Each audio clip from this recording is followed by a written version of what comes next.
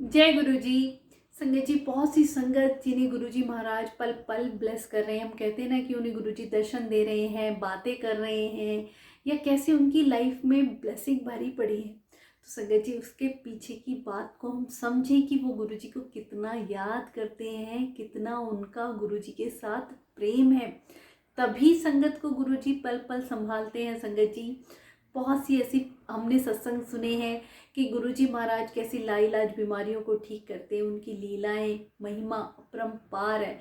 पर संगत जी, जो संगत सच्चे दिल से गुरुजी से प्यार करती है, जिनका गुरुजी में प्रेम है, जो गुरुजी को याद करते हैं, उनके भी इतने प्यारे अनोखे सत्संग हैं संगत जी कि हम हैरान रह जाते हैं कि गुरुजी कितना उनका ध्यान रखते हैं। एक बहुत ही पुराना सत्संग गुरुजी की पुरानी संगत जनरल साहब का है, जो गुरुजी के जालंधर मंदिर में आते हैं। और उनकी मीटिंग सुबह 11 बजे थी। उससे पहले उन्होंने सोचा कि मैं गुरुजी महाराज के साथ ने माथा टेक लेता हूँ। तो वो जाते हैं और कहते हैं, गुरुजी 11 बजे मेरी मीटिंग है, मैं जालंधर से गुजर रहा था तो मैंने सोचा कि गुरुजी के दर्शन के बिना मैं कैसे जाऊं, तो मैं आपके पास आपका आशीर्वाद लेने आ गया। तो गुरुजी बोले, ठीक है बैठो। संगत जी, पहले उनके लिए चाय प्रसाद मंगाया जाता है। थोड़ी देर बाद फिर चाय प्रसाद आता है। अब अंकल की 11 बजे मीटिंग, उनको सोचा था कि मैं उठ जाऊँ, गुरुजी से आज्ञा लूँ कि गुरुजी मुझे आज्ञा दे, मुझे मीटिंग में जाना है।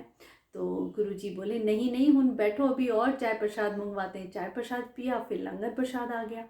अब मीटिंग का टाइम 11 बजे, वो भी निकल गया। अब अंकल का फेस थोड़ा उदास सा हो गया कि मीटिंग, आपको पता ही है संगत जी, आर्मी में जितने भी बड़े ऑफिसर्स होते हैं उनकी मीटिंग की बड़े ही सख्त रूल होते हैं।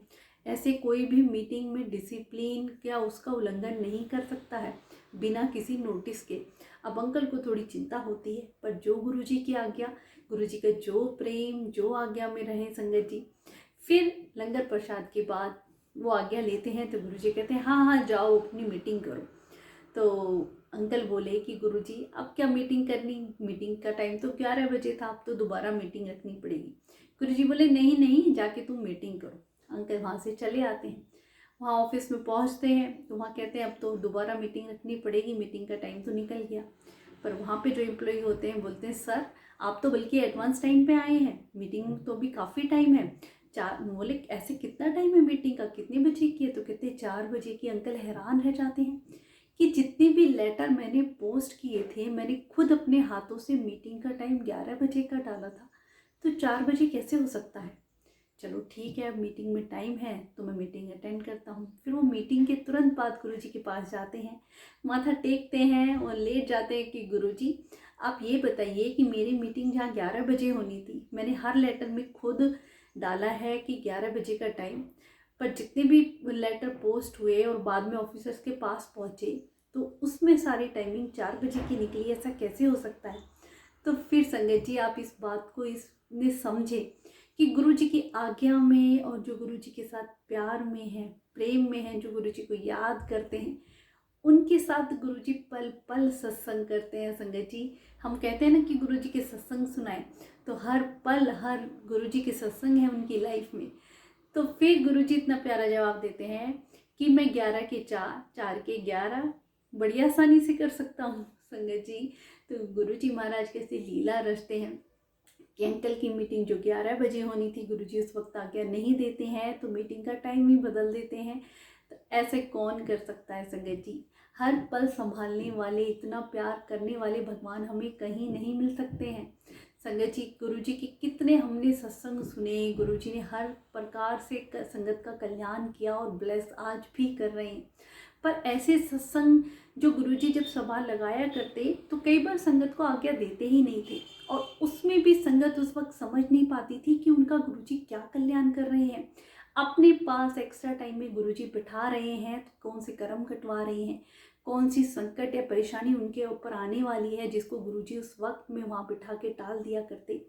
बहुत से ऐसे सत्संग है संगत जी, गुरुजी ने खुद अपने वचनों में भी कहा है कि तुम्हें जैसे कहीं 10 बजे जाना है और मैं तुम्हें कहीं 11 बजे तक भी नहीं आज्ञा देता हूँ, और तुम बाई चांस 10 बजे ही उठ के चल दो, मेरी आज्ञा का पालन ना करो, तो जो ब्लेसिंग उस वक्त तुम्हें मिलनी थी वो आगे 5 साल या 50 साल तक भी नहीं मिल पाती है।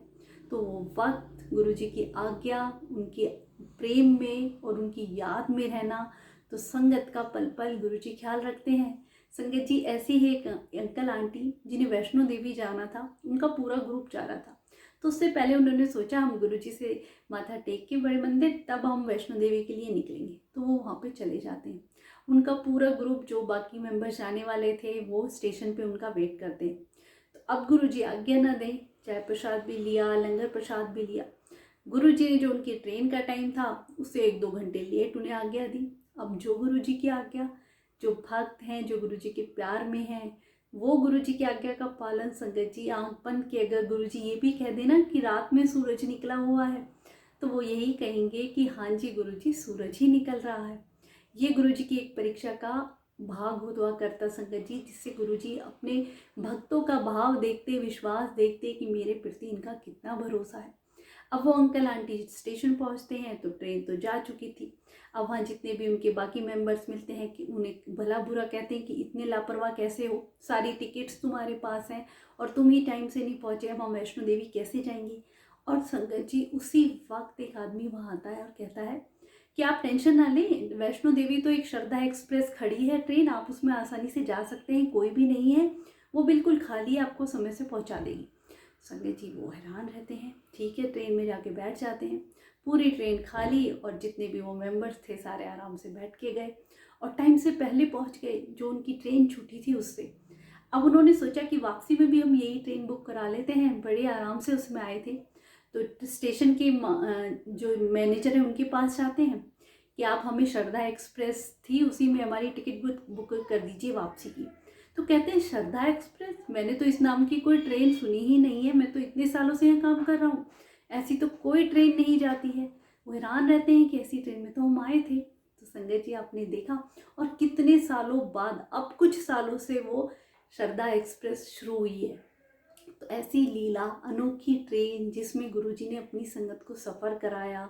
गुरुजी कैसे अपने दरबार में जब संगत को बिठाया करते, कितने ही उनके ऊपर संकट आने वाले होते उस वक्त उन्हें आज्ञा नहीं देते थे, उनका वो वक्त वहीं कटवा दिया करते थे।